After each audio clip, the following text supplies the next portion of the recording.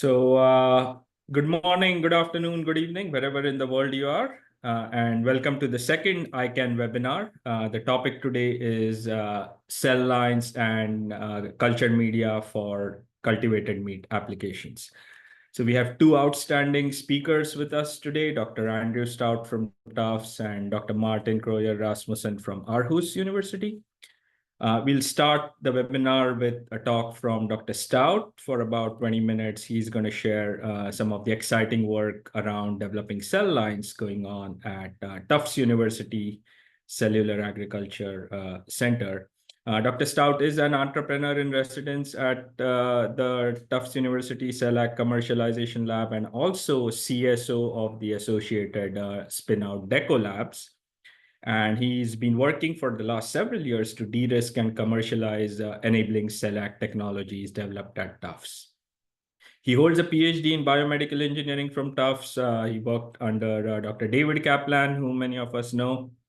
And prior to that, Andrew has also worked in the industry at Geltor on recombinant collagen and gelatin production, as well as in Dr. Post's lab at Maastricht. So without further ado, over to you, Andrew. Okay, awesome. Thank you for the introduction. Good to see everybody. Thanks everybody who made it at whatever time of day you're able to make it. I really appreciate it. I see familiar faces for whom some of the work that I'll be talking about will be familiar, but I've tried to kind of add a new twist to it. So hopefully there's something in here for everybody. So let me go ahead and share my screen. Can everybody see that? Yes. Okay, wonderful. Okay, yeah. So, oh, let me do my last thing. I'm terrible at tracking time, so I'm going to set a stopwatch on my phone. Otherwise, I'll just ramble forever. Okay, so yeah, I'm really happy to be able to present this webinar. I'm happy to be able to present alongside Martin, and I'll be taking the cells portion of things. And I think the centrality of cells to the endeavor of cultivated meat certainly cannot be understated or cannot be overstated, because there was a period of time where this was literally called cell-based meat. I mean, they're just really, really integral to the whole effort.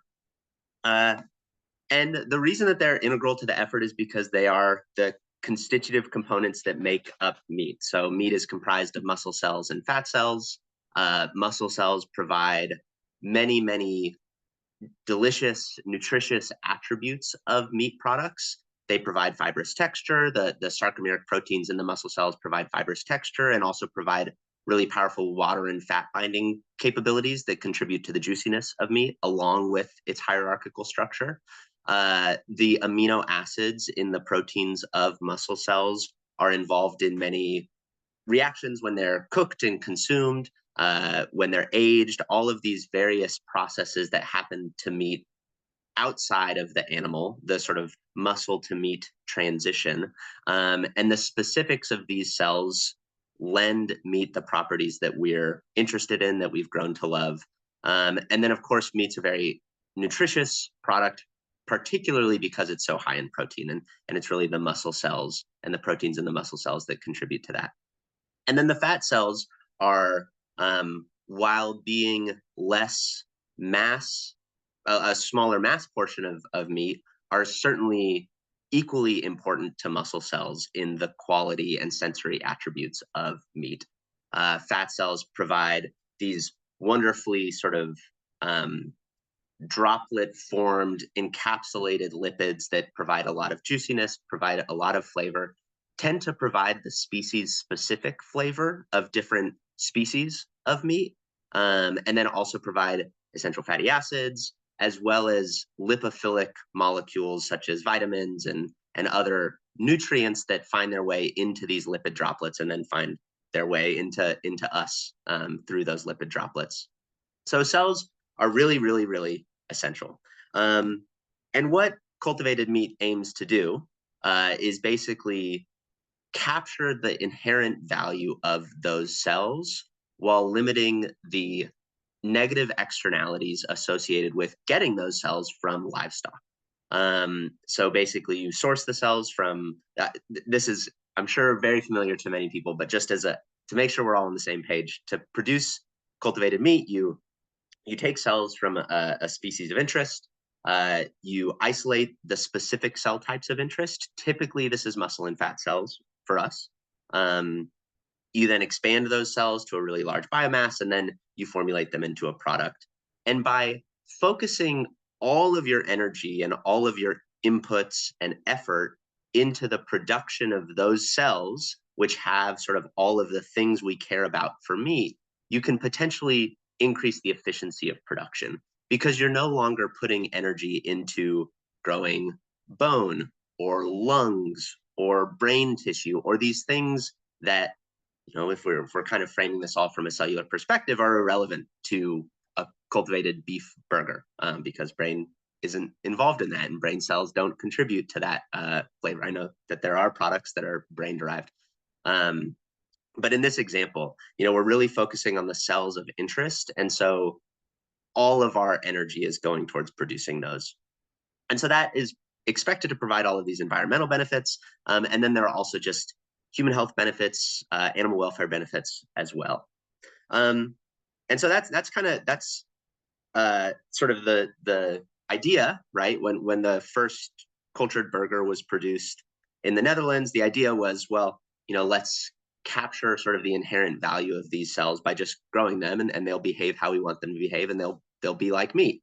But it's actually sort of not until pretty recently that initial premise was borne out, and is kind of increasingly being borne out. I mean, you saw it sort of anecdotally from tastings that companies would have for their investors to taste products, and you'd always hear that those were really delicious products and things like that. But it's not until a bit more recently that there's sort of published research validating the fact that the cells really are pulling a lot of weight in these cultivated meat products. So this is a paper that came out of Tufts that Emily Liu was the first author on. Is a big group effort where basically they took porcine fat cells and grew them and just asked the question, okay, well, how do these cells do from a sensory perspective? And they did a sensory evaluation that mostly involved, it was aroma sensing, so it was smelling,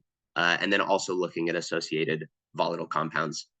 And what they found in this sensory test was that the cells, it's not a perfect one-to-one match with conventional products. And I think there's a lot of, interesting space for optimization and all of that. But I think sort of a study that, it's kind of easy to assume this is going to be the case. But when we really think about it, it's pretty cool that this is the case, that the cells kind of do the trick. The cells are really pulling their weight as we produce these cell-based meats. And I think that's, so much of the value of cultivated meat, and it's such a compelling reason for pursuing cultivated meat, is that, there's kind of this intrinsic, inherent flavor and sensory value that comes from these cells and that we can capture just by growing these cells.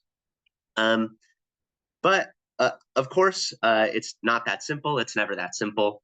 So this is it's been funny over the last couple of years. You're seeing the Gartner hype cycle presented a lot more in cultivated meat presentations, because I think it really tracks well with the development of the field over time. So initially you had this, these prospective life cycle assessments that said we'd use 90% less land and produce 75% fewer greenhouse gases. And then you have these tastings where people are eating these cells and saying, wow, this really tastes like meat. And obviously that kind of all builds into this frenzy of excitement because there's so much potential behind this technology. But then you run up against the very, very high wall that is scale up, is scientific delivering on something that is, while capturing inherent value in cells, is also trying to make cells do something that they are not inclined to do, which is grow at really, really, really large scale. And so that kind of that mismatch of expectations and reality led to, lower scales than people were sort of expecting to see, sort of due dates on venture capital funding that were, being missed. There's been a subsequent contraction in that venture capital funding. There are lobbying pushback. There are, states in the U.S. which are banning cultivated meat. There's kind of all of these headwinds that have, I think, pushed us into this trough of disillusionment where people are saying, okay, that there's a lot of inherent value to the whole premise of cell-based meat, but there are lots of challenges, and we really need to work hard to solve those challenges. And so I think that's kind of where I tend to think that there needs to be another step in how we always think about the production of cultivated meat, which is that we can't just take stem cells and capture their inherent value. We really need to make sure that those cells are well suited for large-scale, low-cost bioprocesses. We need to make them very efficient. We need to make them grow in huge steel tanks at really, really high cell densities, which is not something that they're naturally inclined to do. A cow fat cell might be naturally inclined to taste like cow fat, but is not naturally inclined to grow in a bioreactor. And so there's all this stuff we have to do to kind of get everything that we can out of our cells. So I think that when we kind of break that down, what we need to get out of these cells is specific phenotypes, and it's really combinations of these different phenotypes, but it's kind of these discrete traits that we can identify and that we need to achieve. There are traits associated with efficiency. There are traits associated with bringing down the cost of production. There are traits associated with kind of all of these metrics that we care about. And so when we think about cells for cultivated meat, I think it's important to kind of think about it with this phenotype question in mind. And so the first thing we need to do is we need to choose our starting point. So the hard questions hit us immediately because there are many options for the starting cell type that we can use, and it's not a simple question to decide what starting cell type you use.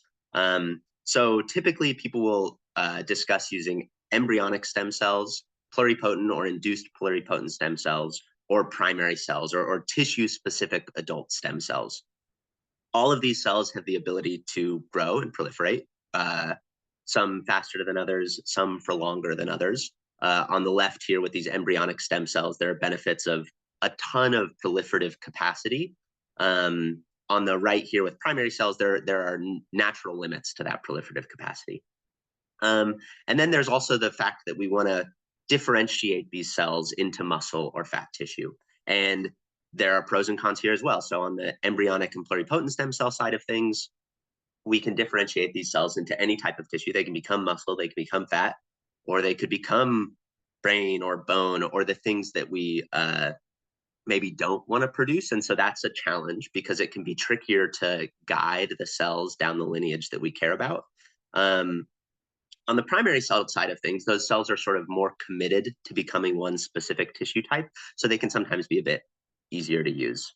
So I'm not going to, most of the work that I've worked on is focused on primary cells, but I think these other cell types are really, really interesting. And I kind of wish I had more experience with them as well.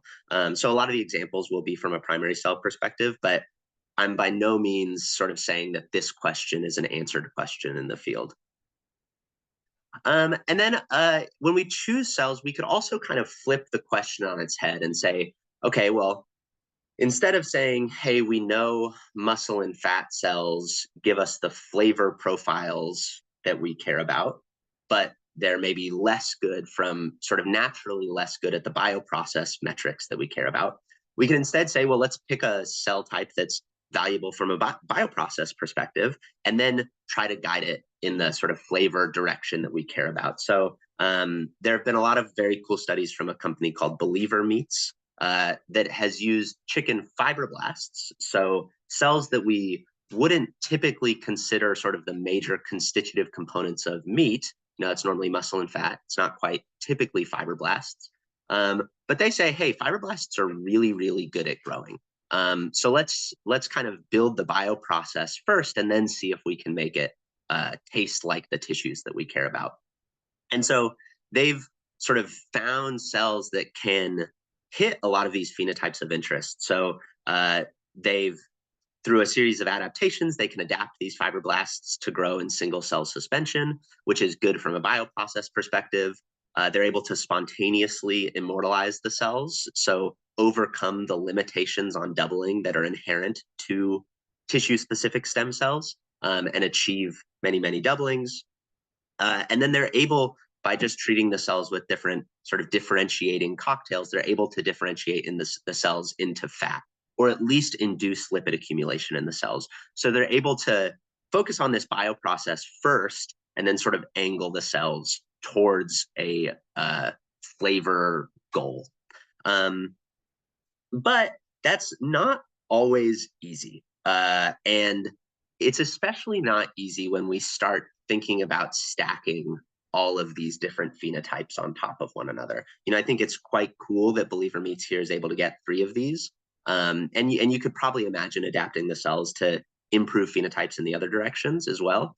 But there are challenges to doing so. And there are also kind of interesting challenges to doing so when we start looking at larger animals. And so this is a pretty interesting study that basically modeled the likelihood of spontaneous immortalization based on animal size. And they found that smaller animals, those cells are more likely to spontaneously immortalize, so overcome natural doubling limits, than cells from larger animals. And the sort of theorized reason for this is that as a larger animal is, everything starts as one cell and then becomes a cow is many more cells than a mouse. There are more chances of mutations leading to cancer. And so larger animals need to have better DNA repair processes. They need to be more resistant to those mutations than smaller animals do, just from an evolutionary perspective. And that then gets in the way of us trying to spontaneously cause mutations that we might be interested in, such as immortalization. So I think when we're faced with this challenge, that there still hasn't been sort of a published demonstration of spontaneously immortalized cow muscle cells. When we're faced with this challenge, I think that there are many other tools of interest for cell line optimization, and I'm a real big proponent of genetic engineering for that.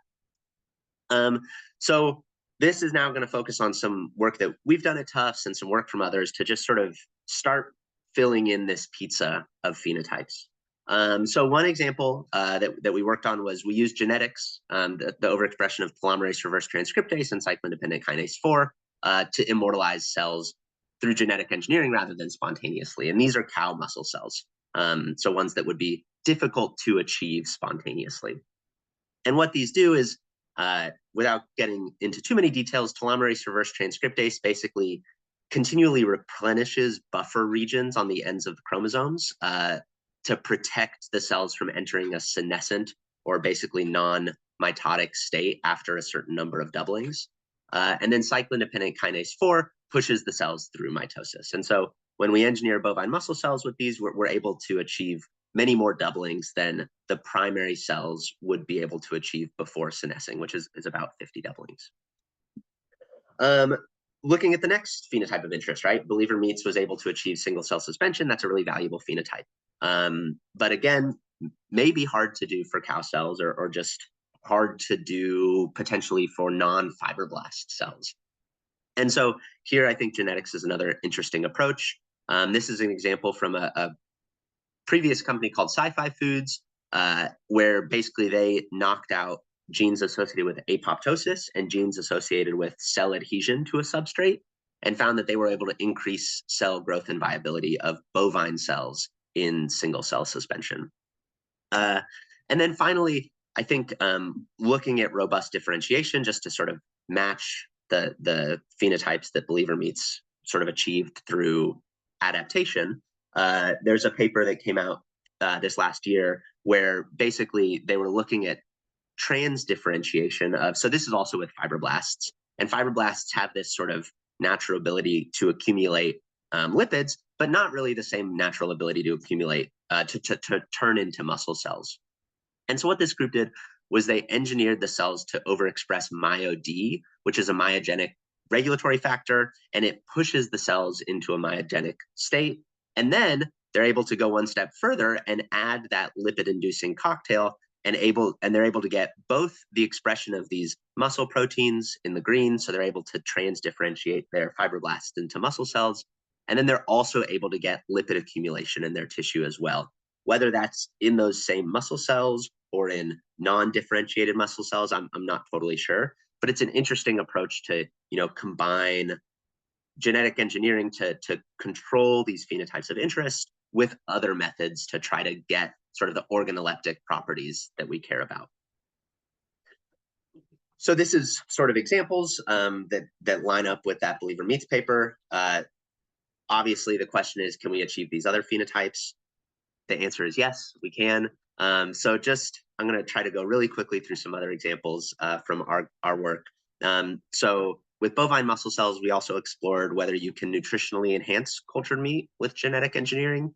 And we found that the expression of plant enzymes, which produce plant antioxidants, expressing those enzymes in muscle cells can reduce lipid oxidation in those cells, which is potentially important because there's a link between lipid oxidation and high levels of red and processed meat consumption with diseases such as colorectal cancer. So we can potentially have this nutritionally enhanced product. We also, one of the big challenges for cost for cultivated meat is cost. So looking at the fact that cost is currently driven by the cost of growth factors added to the cell culture media, we explored whether you can engineer cells to produce their own growth factors or just sort of turn on steps along the internal signaling cascade of those growth factors.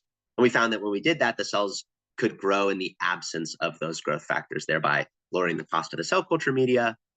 And then I think as the final example that I'll just touch on, and this is really just meant to be a sprinkle to get people interested. Once you have cells growing in, say, suspension and reaching high cell density, there comes a challenge because the cells are producing waste metabolites that become inhibitory to their own growth. One of those is ammonia. So cells will consume glutamine and they'll convert it into glutamate and ammonia. And that ammonia can become toxic at high cell densities. And what the company Upside Foods did, this is a patent application from them, basically they overexpress glutamine synthetase in their cells, and they're able to convert that ammonia and glutamate back into glutamine. So it's sort of an in situ media recycling that they've achieved through genetic engineering and sort of this phenotype control. So these are sort of examples of phenotypes of interest. I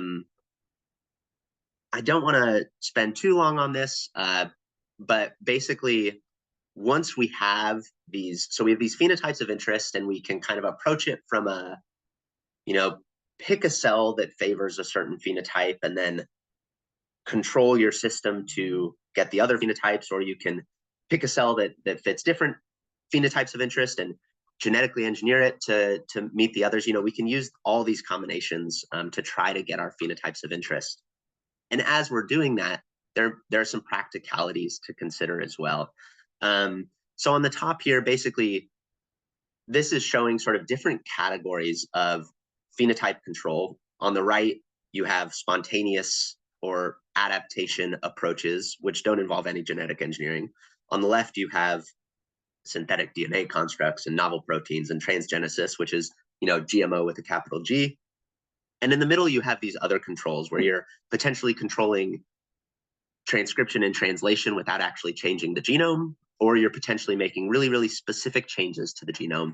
And it's important that sort of the two categories on the left here are regulated quite differently. So in the US, for instance, this gene editing category where you're using CRISPR or something to precisely control a base pair, that's not regulated as a GMO in the US. Whereas if you're inserting a viral or bacterial promoter, that is considered a genetic modification. And in the EU and kind of all across the world, there are changes in how regulatory agencies are considering these two different subcategories of genetic control. And then on the bottom here, I really don't want to get too into the weeds on it, but basically, the other practical consideration in cell line engineering is one of intellectual property. where a lot of the cool new techniques that allow these really precise changes are just that, they're new. And so they're associated with certain intellectual property protections that can potentially limit freedom to operate from a commercial perspective, or lead to licensing fees or things like that. Whereas some older technologies that, people maybe talk about a little bit less because they're a bit less shiny, are old. And so, there's more freedom to operate because potentially the patents on those have expired. So it's just another thing to kind of keep in mind. And then the last sort of thing that I want to touch on, that I just find always an exciting reminder, is the fact that in cell line engineering for cultivated meat, or just phenotype optimization in general, it doesn't necessarily have to be cell line engineering, but we've decoupled our iteration process from livestock. And in doing so, we've made it potentially way, way, way faster and way, way more variable, or opened up many more possibilities. And the reason for that is because if I want to breed a new breed of cow, that takes a really, really long time, especially if I'm doing it without genetic modification. And I'm limited by sort of the stepwise mutations and evolutionary changes that will happen in my breeding process. If I want to genetically engineer a cow, that also takes a really long time, just because it takes about 9 months for a cow to grow. So one iteration of my experiment is pretty slow. And importantly, I need to keep the cow alive, the whole cow. And the cow is very complex. And so you can't go around and tinker. We probably could not add a bunch of FGF signaling in a cow and have the cow survive. I think we definitely could not have, a healthy cow coming out of that. There are diseases that are associated with that. And so we're really limited. Whereas in cells, we can, a doubling time of a cell is about 1 day. So we can iterate like crazy. And all we care about are all of these phenotypes of interest. It's a much less complex system than a cow. And we're much less likely, or, there are many ways that we can avoid messing up the whole system during our process of tweaking it towards our goals. So I always like to sort of remind people of that, because I think it opens up this crazy world of possibilities, where you can tailor optimization towards products, towards species, towards totally new products, things like that. And then kind of as a final sort of big step back from that, there's this very cool art project that came out of the Netherlands about the time that the first cultivated burger was produced. It's called the In Vitro Meat Cookbook. And it talks about all these crazy things that cultivated meat could someday produce. And I think, when we think about cell line engineering for this, and phenotype optimization, that's how we get these crazy products. I don't know whether we'll ever really get a dinosaur leg, or this one I think is fun. It's meat fruit, so it's meat that's been engineered to taste like fruit. And I think it's a reasonable question. Well, why don't you just eat fruit? But I think it's really cool and kind of gets the juices flowing. And so to summarize, cell lines, extremely integral to cultivated meat, and they're both the biggest challenge because they're the thing that we're wrangling in this effort, but they're also sort of our biggest ally in the effort, because they can be sort of tuned, controlled, optimized, selected towards our goals, and towards kind of letting them do their thing, right? Because they're really powerful as these agents of flavor or whatever you want to call it. And so if we can kind of get them to behave at the scales and costs that we need, I think that's, so much of the premise of cultivated meat sits in the cells. And so I think it's sort of important to think about those phenotypes, think about the decisions that we make along the way towards selecting cells, engineering cells, all of that type of stuff. Think about the ways that cells can really help us get super creative in producing foods, and ultimately, accelerate progress and get us out of this trough and to this plateau of productivity that, I would love in a few years' time to have my little box highlighting that plateau of productivity. Maybe it'll be more than a few years' time. but at some point, and I think cells are going to get us there. Yeah, so with that, I'll say thank you and hand it over to Martin or questions, however you want to do it, Rohan. Yeah, Andrew, thank you for that excellent presentation. A round of applause for you. And maybe in the interest of time, let's limit it to 2 questions right now. So those in the audience can unmute yourself at this time. I'm not seeing any raised hands. So feel free to unmute yourself and identify yourself and ask a question.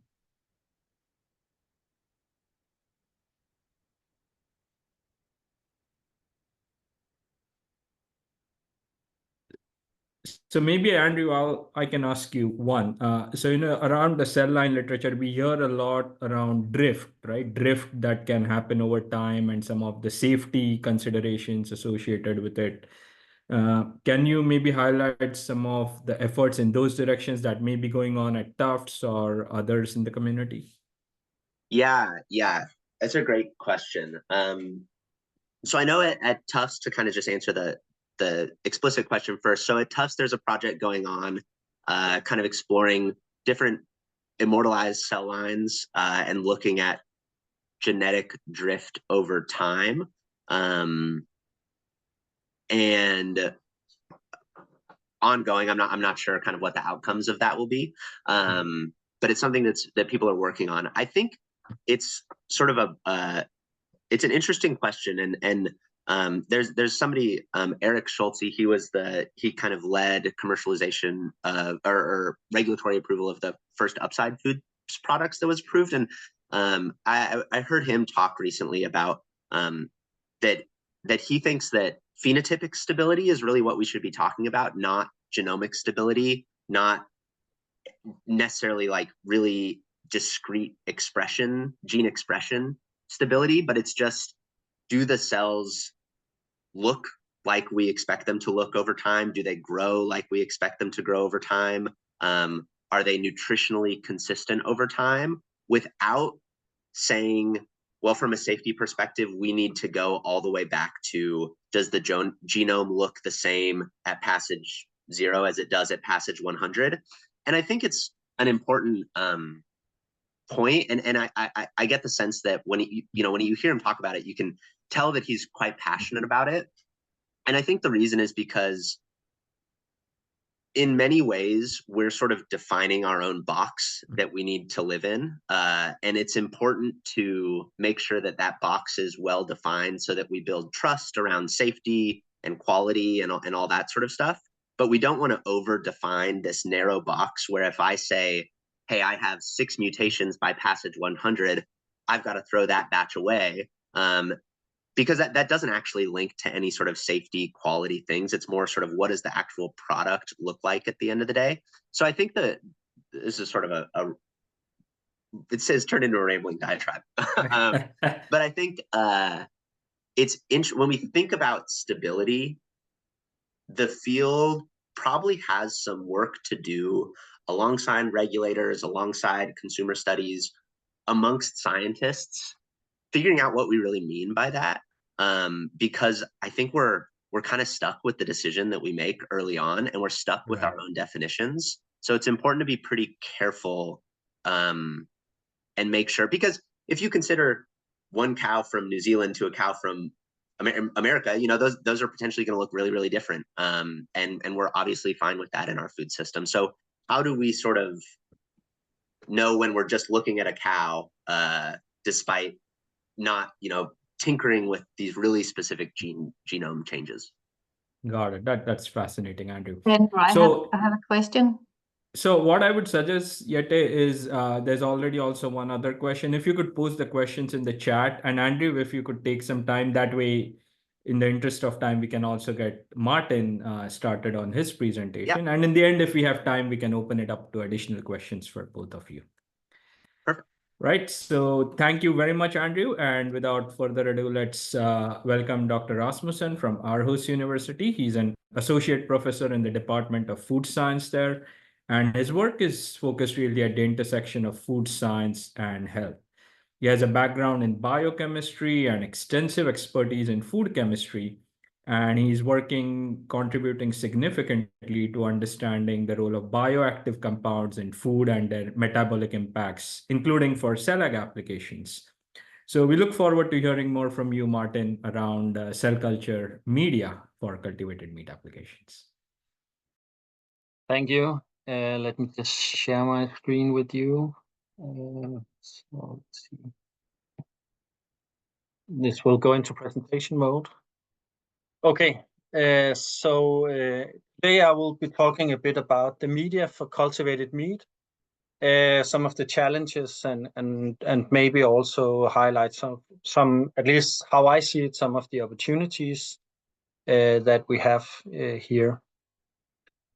So basically, I will also just start by going a bit back and into some of the fundamental aspects of cultivated meat. So as Andrew just told us, we need some sort of starting material, some sort of cells. And in this case, what we mostly work with at Aarhus University is the satellite cells. So the satellite cells are sort of committed cells that know it has to become a muscle cell in the end. And we think that at least on a European scale, this is maybe more appealing compared to some of the GMO cells. But yeah, we will not touch too much upon that. Andrew has just enlightened us here. So basically, the cell has to go through a state where they proliferate, and we need to nurture them into that. And for that, we use, of course, different additives to go into the media, and a big issue here is actually the media composition. And with respect to that is the use of serum that we know from traditional cell culturing methods. After this proliferation, we actually have to also force the cells to go into differentiation, meaning that they will start to fuse and they will form sort of primitive myotubes, and they will create some of the structure that we know as a food scientist or meat scientists are very important.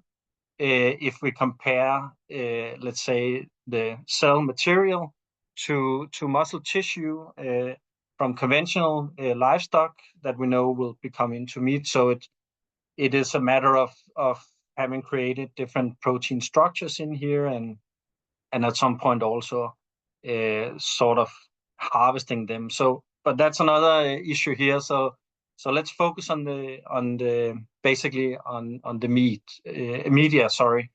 So one big issue here is actually, let's say, the traditional way of culturing mammalian cells, and that is to use fetal bovine serum. And fetal bovine serum is a no-go in cultivated meat for a lot of reasons. It's not animal friendly. It's quite expensive, and there's a lot of batch to batch variation. So there's a lot of good arguments for not using at least the fetal bovine serum. So we have focused, at least at Aarhus University, some of our efforts into trying to see how can we go about not using this FBS. One question you could ask is actually, do we at all need FBS?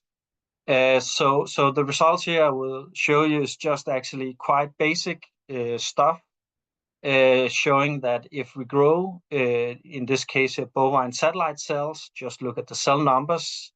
If we grow them without serum compared to a media that contains 10% fetal bovine serum or 10% fetal bovine serum combined with 10% horse serum, we can actually see that it has a huge impact on the cell proliferation. So for sure we need some FBS or at least some additives to go into the media to sustain this high cell proliferative capacity. So what could the alternatives be? I think that a quite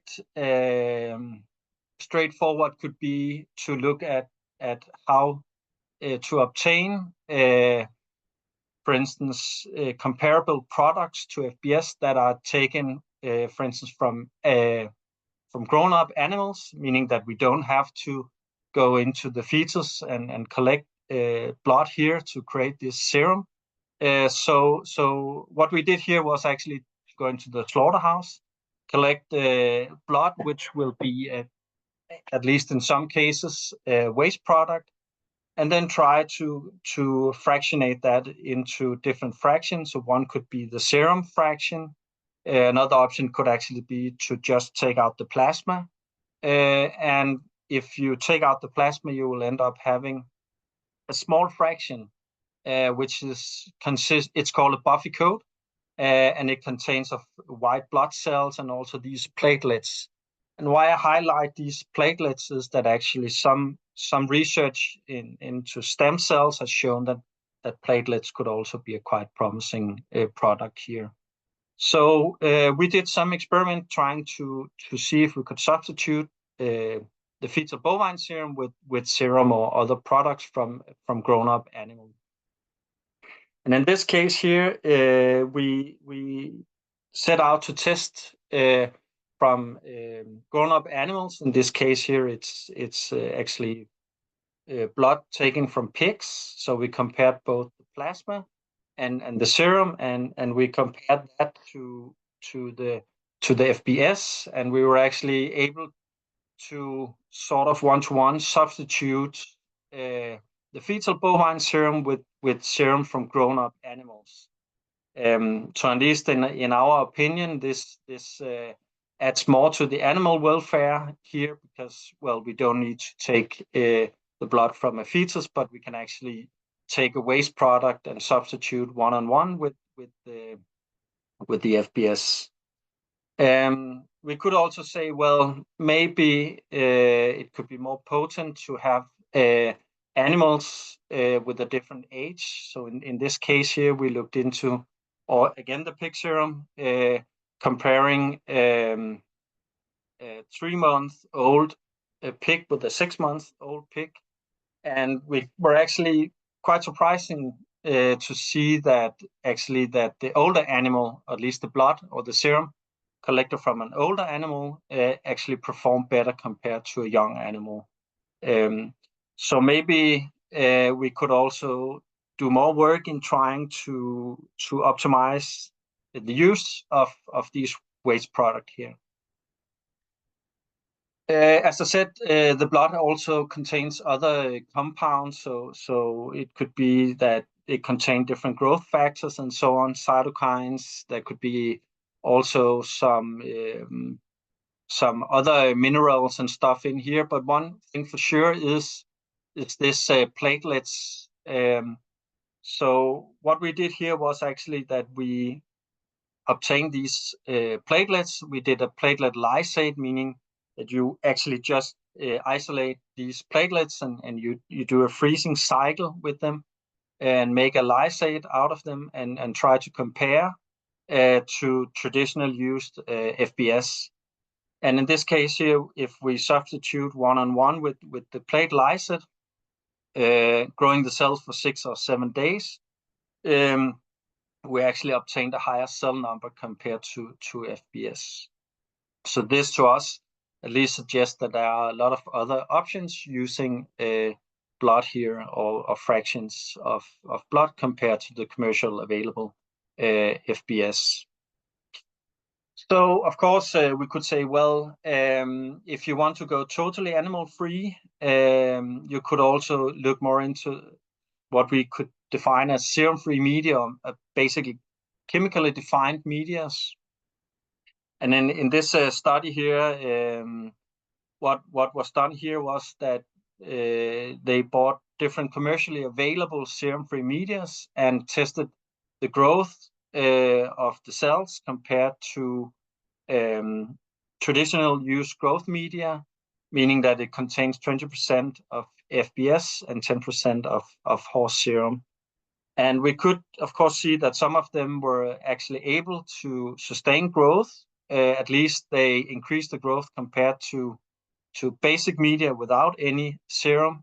But it wasn't really up to compete with the serum containing medias in here. So of course more effort has been put into this field here, and there's been some excellent medias that has been published in the composition, and most of these medias are actually working quite well, and they are pretty defined. But well, as you can maybe appreciate from the list here, they contain quite a lot of different factors, and of course these factors add all of them to both the cost of the media, but basically also if you go into life cycle assessments of these media, each time we add more compounds to the media, we will of course increase, let's say, the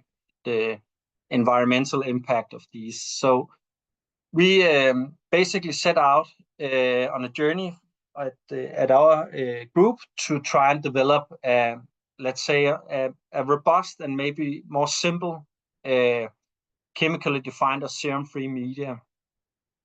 So we developed what we call the tri-basal media, and our approach to doing that was using our high throughput screening platform. So we have developed a platform at our department that sort of enable us using imaging to both, to do pretty high throughput assessment of cell proliferation or cell differentiation. But in this case here, we looked at the cell proliferation, and that actually, enabled us to do quite an extensive work in trying to develop these media, or at least to screen for different additives to put in. In the end, we actually ended up by having 3 components in our media. One was phetuin, the other one was albumin. You could say that these are blood-based proteins, and we know for sure they are. But recently we know that these has been expressed recombinantly, and we are very much looking forward to test the substitution of the blood-derived proteins with what has been used recombinantly. And then there's also the FGF2, and if we just go a few slides back, most of these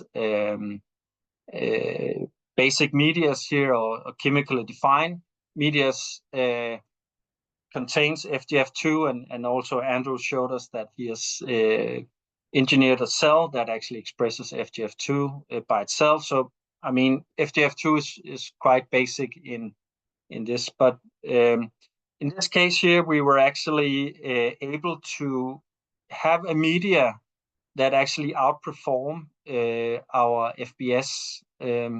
So if we look at the live cell assay, we could actually see that some of the different tri-basal media that we have, maybe adding some insulin, maybe adding some non-essential amino acids, we're actually able to outcompete at least the 10% FBS.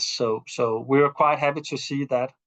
And well, you could then ask the question, so what would actually happen then to the phenotype of the cells? And one way of evaluating that could be to do transcriptomic, to look into the gene regulation.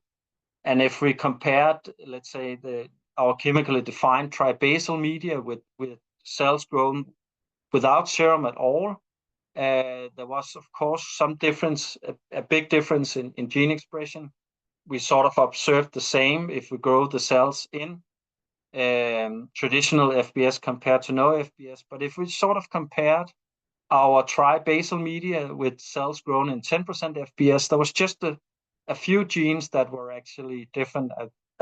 I think we ended up having around 25 different genes out of a total pool of maybe 25,000 genes. So we think that actually the cells, we don't change the phenotype of the cells that much by having our chemically defined media. We also tested the chemically defined media, our tri-basal media, in other cell types. This is the C2, C12, which some of you may know as a cell line. It's a mouse-derived cell line, muscle cell line. And then we also tested it in porcine satellite cells. And in both cases, we were actually able to I mean, outcompete the traditional FBS media. So we were quite happy with that. Of course, well, we are maybe not completely there yet, and this is just to show that there's also other things to work at. And in this case here, we actually set up a set of experiments just to look into other basic conditions or things that we have in the media. So in this case here, it's insulin, for instance, showing that well, let's say the amount that you use by default, because this is what is recommended by companies and others, could actually be reduced quite dramatically. We need the insulin, but in this case here, we could actually lower the insulin, I think it was like 20 times, without compromising the relative cell proliferation here. So there are also a lot of other parameters to look into instead of just building these chemically defined medias. So maybe if we should look a bit into what could the future be, and what could some of the opportunities be, at least how we see them at Aarhus University. So we know for sure that if we go into LCA analysis, and this is actually an LCA analysis of the media contribution, and this was actually done on our tri-basal media. We can, if we look at the green bars, which represent so the footprints from the production of amino acids, and if we take the purple one, which is the glucose, we can see that actually, well, these basic or major nutrients which is in the media actually start now to be some of the factors that contributes quite a lot. So maybe we should do more into not just looking at growth factors and so on, but also some of the major nutrients. And we did an experiment here just looking into the glucose concentration, for instance, and saw that we could actually, without compromising cell growth, lower it quite well. If we look into amino acids, we could also lower it at least fourfold without, and actually for vitamins, we could see that there was a benefit from actually lowering it quite a lot, because then we don't compromise the cell growth.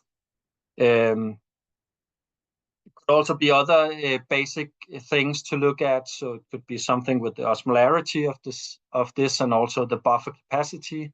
So I know that we will, most of us, just use what is by default in the basic medias, but I mean, there are still some stuff in the basic media that we could work with here. In this case here, we could maybe also go out and redefine some of the basic media. So in this case here, we have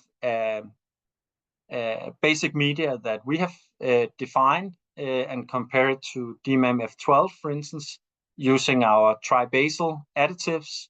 And we were actually able to increase the cell proliferation, the differentiation of the media, of the cells, compared to if we use the DMEM F12 here. So I mean, there's a lot of room in here to still optimize on things that we may take for granted has been optimized previously by other people.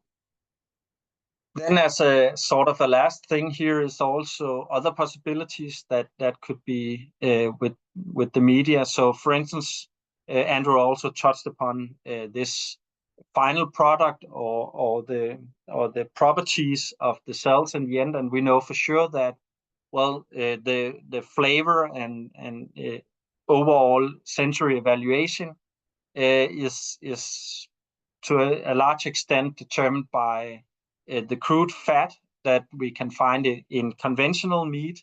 And of course, the same could also be the case here if we talk the cultivated meat.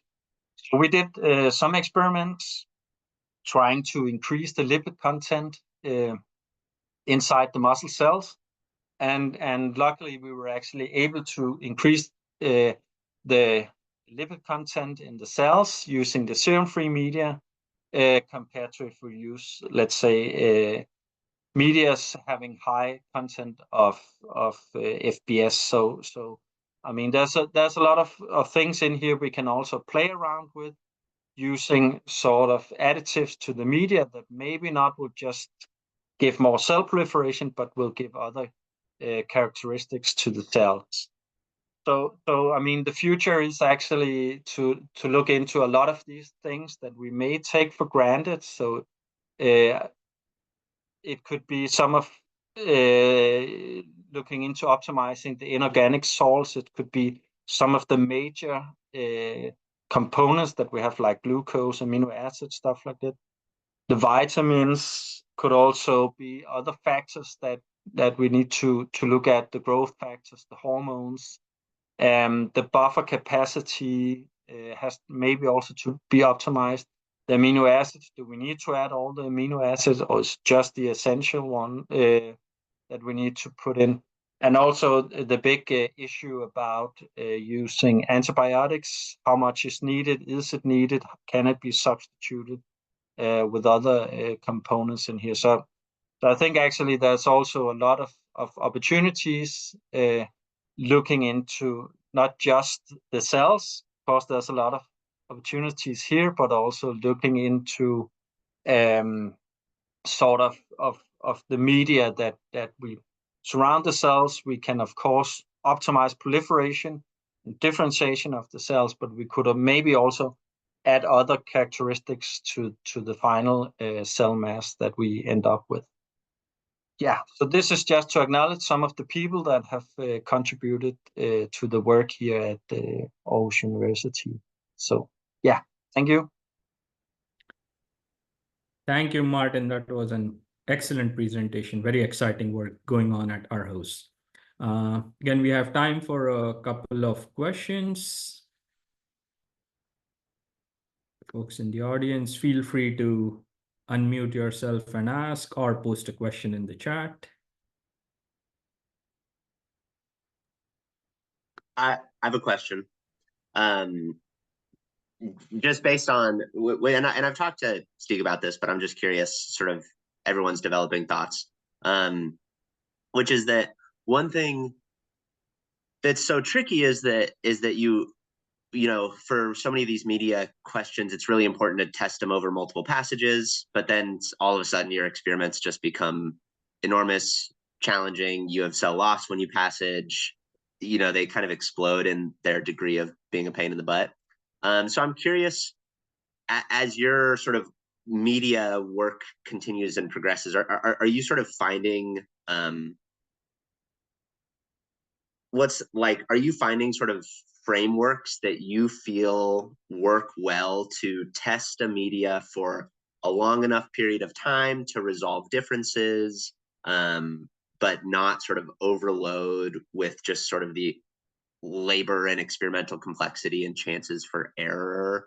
And how do you all sort of make the decisions for that kind of in each, just as you're kind of progressing along testing a media? Yeah, that's a good question.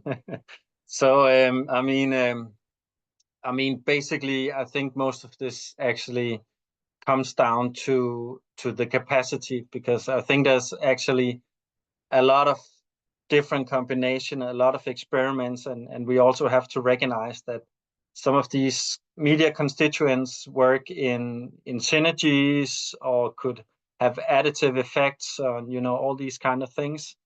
So one approach that we actually try to make most use of is also to be using more statistical methods like design of experiments and these response surface methodologies, because I mean, we could go on forever doing this kind of work here, and maybe that's also sometimes the trade-off that you do.